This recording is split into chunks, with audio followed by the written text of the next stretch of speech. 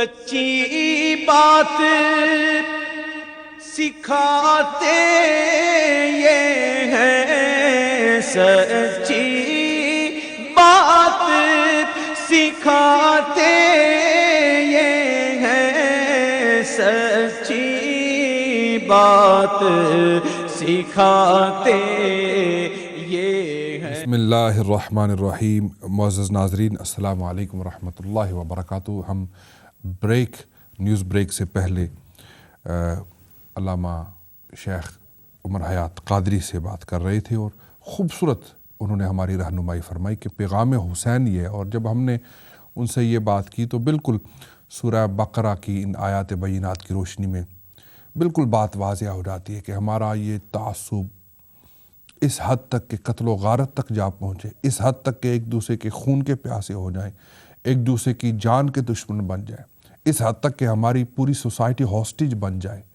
ہماری پوری سوسائٹی ڈس انٹیگریٹ ہو جائے،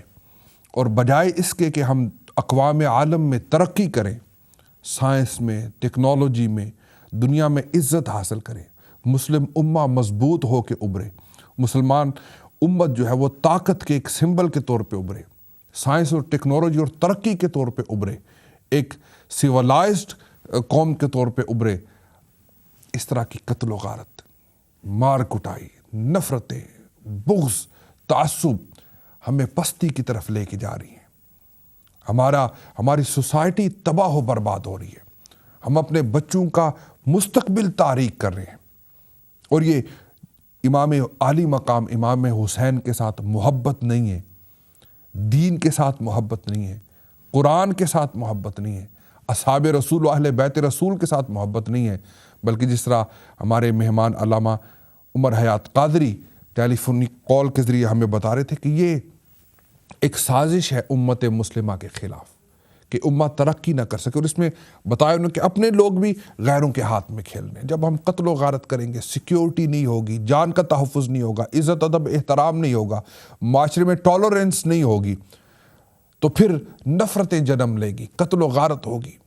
سکون نہیں ہوگا، تعلیم عام نہیں ہو سکے گی، ہمارے بچوں کا مستقبل تاریک ہو جائے گا، ہماری عبادت گاہیں ویران ہو جائیں گی، ہمارے مقدس ایام سیکیورٹی رسک بن جائیں گے۔ دیکھیں، اب جو عید کا دن ہوتا ہے یا نماز جمعہ کا وقت ہوتا ہے یا نماز ادا کرنے کا وقت ہوتا ہے یا محرم شریف کے یہ مقدس اور بابرکت ایام ہوتے ہیں، تو وہ ایک سیکیورٹی زون بن جاتا ہے، ریڈ زون بن جاتا ہے، سیکیورٹی ہائی الرٹ ہو جاتی ہے، اور بجائے اس کے کہ ساری توجہ جو ہے وہ ہم عبادت کی طرف اور اللہ کی رضا کی طرف، انہی معاملات کی طرف کہ فلاں جگہ پہ بم دھماکہ ہو گیا، فلاں جگہ پہ فائرنگ ہوگی، فلاں جگہ پہ مار گرایا گیا، جلاؤ ہوا، گراؤ ہوا، آگ لگا دی گئی، یہ ہوا وہ ہوا، اور اصل مشن سے ہم دور ہوتے جا رہے ہیں، اور پوری دنیا کے سامنے ایک مذاق بن کے ہم رہ گئے۔ امام حسین کے مشن پہ ہمیں واپس آنا پڑے گا، ان کی ذات کو سامنے رکھ کے ہمیں اپنی ذات کو ترتیب دینا ہوگا۔ اور دیکھیے، اللہ نے فرمایا استعینوا بالصبر والصلاۃ، مدد حاصل کرو صبر کے ساتھ اور نماز کے ساتھ۔ تاجدار کائنات صلی اللہ تعالیٰ علیہ وسلم جب کوئی سخت مہم درپیش آتی، آپ نماز کے ذریعے اللہ کی مدد کو حاصل فرماتے۔ آج بھی اگر ہمارے اپنے زندگی میں، اپنی انفرادی زندگی میں، اپنی اجتماعی زندگی میں، اپنے معاملات میں اگر مشکلات درپیش آتی ہیں تو صلاۃ حاجت پڑھ کے اللہ کی بارگاہ میں رجوع کرنا چاہیے۔ تو سورہ بقرہ کی آیات بینات میں حق تعالیٰ جل شانہ نے فرمایا میرا ذکر کرو، میرا شکر کرو، اور اگلی آیت میں فرمایا کہ صبر کے لیے بھی تیار رہو، صبر کے لیے بھی تیار رہو، اور صبر مشکل کے وقت کیا جاتا ہے، جد و جہد کے وقت کیا جاتا ہے، امتحان اور آزمائش کے وقت کیا جاتا ہے۔ رب نے یہ بتایا اگر میرا ذکر کرو گے تو مسائل بھی آئیں گے، مشکلات بھی آئیں گی، چیلنجز بھی درپیش ہوں گے، جد و جہد کرنی پڑے گی۔ اور پھر فرمایا کہ اس حد تک بندے کی طبیعت ہے نا کہ مشکل آئے گی، کتنی مشکل آئے گی، مصائب اور امتحانات آئیں گے، بھی کتنے مصائب اور کتنے امتحانات آئیں گے، تمہیں اے بندہ مومن تمہیں آزمایا جائے گا، آزمائش میں ڈالا جائے گا۔ مولا کتنا آزمایا جائے گا، کتنی بڑی قربانی دینی پڑے گی؟ فرمایا اس حد تک کہ وَلَنَبْلُوَنَّكُمْ بِشَيْءٍ مِّنَ الْخَوْفِ وَالْجُوعِ وَنَقْصٍ مِّنَ الْأَمْوَالِ وَالْأَنفُسِ وَالثَّمَرَاتِ وَبَشِّرِ الصَّابِرِينَ۔ فرمایا اس حد تک اے میرے بندے ہم ضرور تمہیں آزمائیں گے، کچھ ڈر، کچھ خوف اور بھوک سے کچھ خوف ہوگا، فیئر، بھوک۔ وَنَقْصٍ مِّنَ الْأَمْوَالِ وَالْأَنفُسِ وَالثَّمَرَاتِ، اور کچھ مالوں اور جانوں اور پھلوں کی کمی سے کہ بندے میرے ساتھ محبت کا دم بڑھتا ہے، پھر راہ مولا میں امتحان اور آزمائشیں اور تکالیف آئیں گی، اس حد تک کہ دشمن کے ظلم کا، اس کے جبر کا خوف بھی ہوگا، بھوک بھی آئے گی، پیاس بھی آئے گی، مال کا نقصان بھی ہوگا، پھلوں کا نقصان، اور انسانیت کا پھل اولاد ہے، فرمایا اولاد تک قربان کرنی پڑے گی، حتیٰ کہ اپنی جان کا نذرانہ اور اپنی ذات کو بھی رب کی بارگاہ میں پیش کرنا پڑے گا۔ وَبَشِّرِ الصَّابِرِينَ، ساتھ ہی اللہ نے بتا دیا اگر مصائب اور تکالیف آئیں تو کامیاب لوگ کون ہیں، مشکلات کس کی ہیں، مشکلوں میں نبردآزما ہونے والا اور سرخرو نکلنے والا، سرخرو ہو کر نکلنے والا کون ہے؟ فرمایا وَبَشِّرِ الصَّابِرِينَ، اور خوشخبری سنا ان صبر والوں کو، جو صبر والے ہیں ان کے لیے خوشخبری ہے، کیونکہ انہیں مالک کی رضا حاصل ہو گئی ہے، اصل مقصد انہوں نے پا لیا، وہ کامیاب ہو گئے، وہ فلاح پا گئے، انہیں پراسپیرٹی مل گئی ہے۔ وَبَشِّرِ الصَّابِرِينَ، صبر کرنے والے، بیماری آتی ہے، خوف ہوتا ہے، بھوک ہوتی ہے، پیاس ہوتی ہے، ظلم اور جبر کے پہاڑ توڑے جاتے ہیں، آتش اور آہن کی برسات ہوتی ہے، ایسے میں بھی ان کے حوصلے مضبوط رہتے ہیں، ان کے پائے استقلال میں کوئی لرزش نہیں آتی، وہ کانپتے نہیں ہیں، ان کا ایمان ڈگمگاتا نہیں ہے، کتنی ہی مشکل کیوں نہ ہو، وہ صبر کے ساتھ اپنے رب سے امید رکھتے ہیں، شکوہ نہیں کرتے، گلہ نہیں کرتے، صبر کے دامن کو مضبوطی سے تھام لیتے ہیں۔ اور الذین اذا اصابتہم مصیبۃ قالوا انا للہ وانا الیہ راجعون، اور جب ان پر کوئی مصیبت پڑے تو کہیں ہم اللہ کے مال ہیں اور ہم کو اسی کی طرف پھرنا ہے۔ جب مصیبت آتی ہے، تکلیف آتی ہے، کہتے ہیں انا للہ وانا الیہ راجعون، ہم اللہ کی طرف سے ہیں اور اسی کی بارگاہ میں ہمیں واپس جانا ہے۔ اللہ اکبر، اس حد تک مولا پھر تکلیفیں تو پریشانیاں، بیماریاں، بھوک پیاس ٹھیک ہے، لیکن جان تک کا نذرانہ، جان تک دینی پڑے گی۔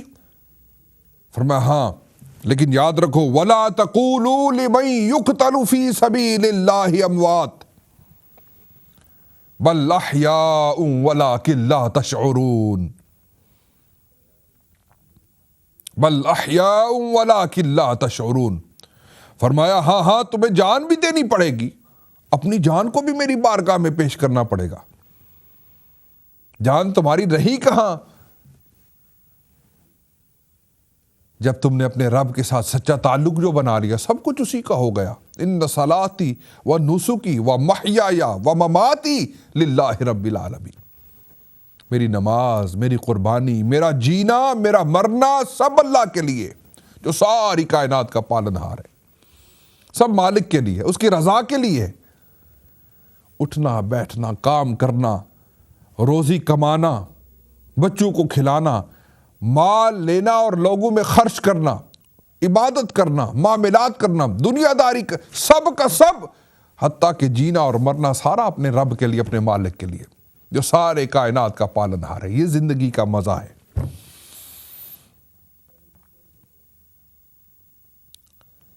وَلَا تَقُولُوا لِمَن يُقْتَلُ فِي سَبِيلِ اللَّهِ أَمْوَاتٌ،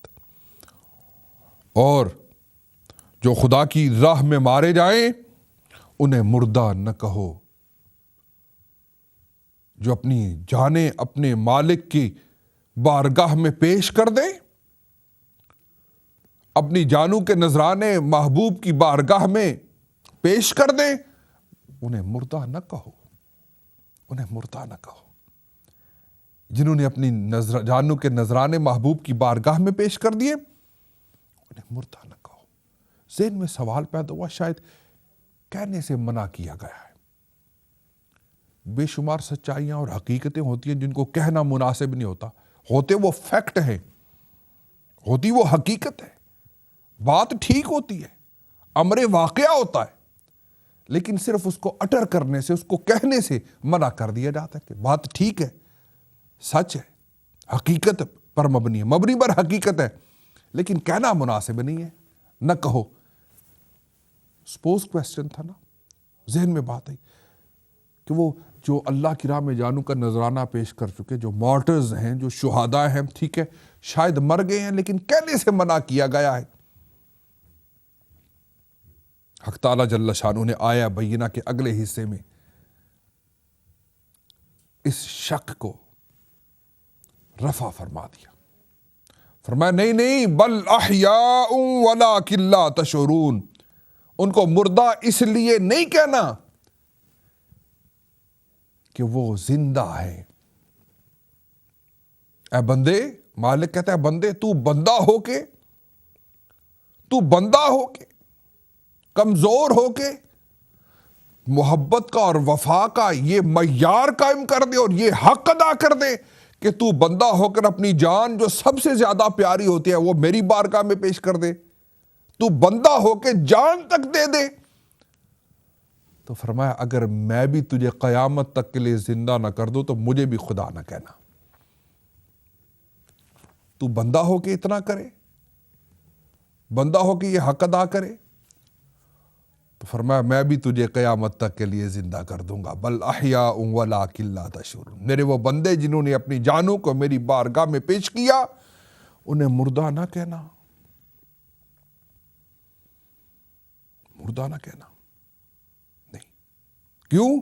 اس لیے کہ بل احیاء ولکن لا تشعرون، فرمایا اس لیے کہ وہ زندہ ہیں، ہاں تمہیں ان کی زندگی کا شعور نہیں ہے، تم ان کی زندگی کو سمجھ نہیں سکتے، تمہیں ان کی زندگی کا ادراک نہیں ہے، تمہیں ان کی زندگی کے بارے میں اویئرنس نہیں ہے۔ اور ایک اور آیہ بینہ میں تو ناظرین بات کو اس سے بھی زیادہ واضح فرما دیا۔ سورہ آل عمران کی آیہ نمبر 169 میں فرمایا وَلَا تَحْسَبَنَّ الَّذِينَ قُتِلُوا فِي سَبِيلِ اللَّهِ أَمْوَاتًا بل احیاء عند ربهم یرزقون۔ پیچھے تو فرمایا تھا نا کہ جو اللہ کی راہ میں شہداء ہیں، مارٹرز ہیں، انہیں مردہ نہیں کہنا، مردہ نہیں کہنا۔ یہاں فرمایا جو اللہ کی راہ میں جنہوں نے جانیں دی ہیں، قربانی کی اس سے بڑی بھی کوئی مثال ناظرین ہو سکتی ہے کہ جان تک جو دے دے، جان تک جو دے دے، فرمایا انہیں ہرگز مردہ خیال بھی نہ کرنا۔ وہاں تو کہنے سے، اٹر کرنے سے، تلفظ کرنے سے منع کیا تھا نا کہ یہ کہنا نہیں ہے وہ مردہ ہے۔ فرمایا امیجن بھی نہ کرو، خیال بھی نہ کرو، گمان بھی نہ کرو، سوچو بھی نہیں کہ وہ مردہ ہے۔ ہم انسان ہو کے ایک دوسرے کی چھوٹی چھوٹی نیکی کا خیال رکھتے ہیں، ایک دوسرے کی وفا کے تقاضوں کو پہچانتے ہیں، تو پھر مالک جو سب عزتوں کا مالک ہے، اس کی شان کیا؟ سبحان اللہ، سبحان اللہ، کہ فرمایا بندے تو میری بارگاہ میں جان دے تو میں تیرے لیے اعلان کرتا ہوں وَلَا تَحْسَبَنَّ الَّذِينَ قُتِلُوا فِي سَبِيلِ اللَّهِ أَمْوَاتًا، جو میرے بندے جنہوں نے اپنی جانیں میری بارگاہ میں نذرانے کے طور پہ پیش کی ہیں، گمان بھی نہ کرو، خیال بھی نہ کرو، امیجن بھی نہ کرو کہ وہ مردہ ہیں، بل احیاء عند ربهم یرزقون، بلکہ وہ اپنے رب کے پاس زندہ ہیں، روزی پاتے ہیں، انہیں رزق دیا جاتا ہے، اپنے رب سے وہ رزق حاصل کرتے ہیں۔ تو ناظرین، بل احیاء عند ربہم یرزقون، شہداء زندہ ہیں، شہید زندہ ہیں، اس لیے امام حسین سید الشہداء ہیں، وہ زندہ ہیں، وہ ہماری محبتوں میں زندہ ہیں، وہ ہماری یادوں میں زندہ ہیں، وہ ہمارے تذکروں میں زندہ ہیں۔ اور قرآن کی آیتیں بار بار کہہ رہی ہیں بل احیاء ولکن لا تشعرون بل احیاء عند ربہم یرزقون۔ تو یہ پہلے فرمایا ذکر کرو، ذکر کرو گے تو صبر کرنا پڑے گا، کیونکہ مشکلات آئیں گی، مصائب آئیں گے، تکالیف آئیں گی۔ تو پھر کیا، کتنی کی تکالیف آئیں گی؟ فرمایا خوف ہوگا، بھوک ہوگی، پیاس ہوگی، مال کا نقصان ہوگا، بچوں کی قربانی دینی پڑے گی، حتیٰ کہ اپنی جان کی بھی قربانی دینی پڑے گی۔ اچھا مالک، جان تک دے دوں گا؟ ہاں، فرمایا تم جان تو دو، لیکن میں اعلان کرتا ہوں، تم جان دے کے تو دیکھو، میں خالق ارض و سما ہو کے اعلان کرتا ہوں بل احیاء ولکن لا تشعرون، یہ زندہ ہے۔ مالک، یہ کیسی زندگی ہے؟ سوال پیدا ہونا کہ یہ کیسی زندگی ہوگی کہ جس میں فرمایا کہ گردنیں کٹ گئیں، سانسوں کی ڈوری ٹوٹ گئی، بیوی بیوہ ہو گئی، بچے یتیم ہو گئے، مال تقسیم کر لیے گئے۔ تو یہ کیسی زندگی ہے؟ مولا پھر تو کیسے زندگی ہمیں عطا فرمائے گا؟ یہ کیسی زندگی ہوگی؟ سبحان اللہ۔ فرمایا دیکھیں نا، بات یہاں تک پہنچی، پیچھے ذکر کی بات ہوئی، پھر صبر کی بات ہوئی، پھر اللہ کی راہ میں جو مشکلات اور مصائب ہیں ان کی بات ہوئی، پھر شہید کی زندگی کی بات ہوئی، ساتھ ہی فوراً اگلی آیہ بینہ میں اللہ فرماتا ہے ان الصفا والمروۃ من شعائر اللہ، صفا اور مروہ اللہ کے نشانوں سے ہے، اللہ کی نشانیوں میں سے ہے۔ اب دیکھیں، ذکر کی بات ہو رہی ہے، پھر صبر کی بات ہوئی ہے، پھر قربانیوں کی، مصیبتوں کی، مشکلات کی باری ہے، پیاس کی، بھوک کی، تکالیف کی، ان کا ذکر ہو رہا ہے، پھر شہید کا ذکر ہو رہا ہے، پھر آگے اچانک ایک دم صفا اور مروہ کا ذکر آتا ہے۔ سمجھ نہیں آتی کہ اس کا یہاں پہ تعلق کیا بنتا ہے۔ اللہ اکبر، سبحان اللہ۔ صفا اور مروہ، وہ چھوٹی چھوٹی پہاڑیاں، آپ عمرہ شریف پہ جاتے ہیں تو سعی کرتے ہیں، حج شریف پہ جاتے ہیں تو سعی کرتے ہیں، ان کا ایک دم ذکر ادھر کیسے آ گیا؟ اللہ نے جب یہ سوال پیدا ہوا نا، مالک بیوی بیوہ ہو جائے گی، بچے یتیم ہو جائیں گے، مال وارثوں میں تقسیم ہو جائے گا، گردنیں کٹ جائیں گی، سانسوں کی ڈوری رک جائے گی، پھر بھی زندہ۔ اللہ اکبر۔ رب نے فرمایا ان الصفا والمروۃ من شعائر اللہ، صفا اور مروہ اللہ کی نشانیوں میں سے۔ دیکھو نا، چھوٹی چھوٹی دو ٹیلے ہی تو ہیں، چھوٹی چھوٹی دو پہاڑیاں ہی تو ہیں، پتھر ہی تو ہیں، لیکن دیکھو میں نے کس طرح انہیں قیامت کی صبح تک کے لیے زندہ کر دیا ہے۔ وہ سیدہ ہاجرہ کی ان کے ساتھ نسبت ہے، ان ٹیلوں کے ساتھ، ان چھوٹی چھوٹی پہاڑیوں کے ساتھ، ان پتھروں کے ساتھ۔ دیکھو اللہ نے جن چھوٹی چھوٹی پہاڑیوں کا اپنے بندوں کے ساتھ تعلق بن گیا نا، ان پہاڑیوں کو بھی مرنے نہیں دیا، ان پتھروں کو بھی زندہ کر دیا۔ تو وہ رب تمہاری یاد کو کس طرح مرنے دے گا؟ تمہیں کس طرح مرنے دے گا؟ تمہیں کس طرح محو ہونے دے گا؟ صفا اور مروہ کو جس طرح رب نے زندہ کر دیا، زندگی عطا فرما دی، وہ رب جو پتھروں کو زندہ کر سکتا ہے، ان کی یاد کو زندہ کر سکتا ہے۔ دیکھیں،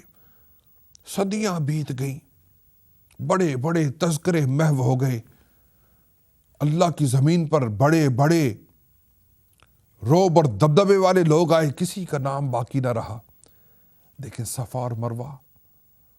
کس طرح اللہ نے ان کی یاد کو، ان کے ذکر کو باقی رکھا۔ رب فرماتا ہے بندے اس سے سمجھ، تو سمجھتا ہے نا تو مر جائے گا، تو تجھے کس طرح سے یہ صفا اور مروہ کی مثال تمہارے سامنے نہیں ہے؟ اللہ نے کس طرح ان کو زندگی عطا فرمائی، کیسے لاکھوں لوگ آتے ہیں سعی کرتے ہیں، کیسے لاکھوں لوگ آتے ہیں اس کا ذکر کرتے ہیں، کتابوں میں ذکر، واعظ میں ذکر، گفتگو میں ذکر، یادوں میں ذکر. کہ یہ اشارہ تمہارے لیے، یہ انڈیکیشن تمہارے لیے کافی ہے کہ جو رب اپنے بندوں کے ساتھ نسبت رکھنے والے پہاڑوں کو مرنے نہیں دیتا، وہ اپنے بندوں کو کس طرح مرنے دے گا. ناظرین، اس پر گفتگو جاری رہے گی. ایک مختصر سا بریک لیتے، دوبارہ آپ کی خدمت میں اسی خوبصورت تذکرے کے ساتھ حاضر ہوتے ہیں اور ملاقات ہوتی ہے. سچی بات